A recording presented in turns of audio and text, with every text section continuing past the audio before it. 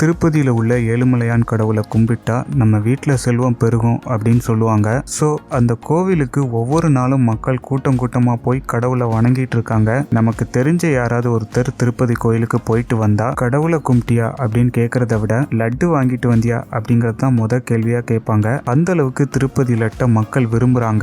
அப்படிப்பட்ட அந்த திருப்பதி லட்டுல நெய்க்கு பதிலாக விலங்குகளோட கொழுப்பை யூஸ் பண்றாங்க அப்படிங்கிற மாதிரி சந்திரபாபு நாயுடு சொல்லிட்டாரு. ஜெகன்மோகன் ரெட்டி ஆட்சி காலத்துல தான் இப்படி நடந்திருக்கு அப்படிங்கறதையும் சொல்லிட்டாரு. இப்ப இதுக்கு டைரக்டர் மோகன்ஜி ரியாக்ட் பண்ணிருக்காரு. அவரோட சோசியல் மீடியா பேஜ்ல என்ன சொல்லியிருக்காருன்னா, திருப்பதி லட்டு அப்படிங்கிற ஹேஷ்டேக்கோட எப்படி துளி கூட மனசாட்சி இல்லாம இத்தனை கோடி மக்களோட நம்பிக்கையில விளையாடி இருக்கீங்க. இப்படி ஒரு விஷயத்த பண்ண அந்த கொடிய மிருகங்களுக்கு கொடுமையான தண்டனை வழங்கணும் அப்படிங்கிற மாதிரி சொல்லியிருக்காரு. அதுக்கு ஒருத்தர் பாத்தீங்கன்னா அந்த லட்டை செஞ்சதே அவாதான் அப்படிங்கிற மாதிரி ஒரு போஸ்ட் போட்டாரு. அதுக்கும் மோகன்ஜி ரிப்ளை பண்ணியிருக்காரு. இந்த கலப்படம், தாக்குதல், அயோக்கியத்தனம் இது எல்லாமே அரசியல்வாதிகள் பண்ண ஊழல் தான். நீங்க சொல்றாவா அதை சுத்தமா மக்களுக்கு கொடுக்கணும்னு வேலை செஞ்சவங்க மட்டும்தான் அப்படின்னு அந்த போஸ்ட்ல சொல்லியிருக்காரு. ஸோ இந்த விவகாரம் இப்போ சோசியல் மீடியால வைரல் ஆகிக்கிட்டு இருக்கு.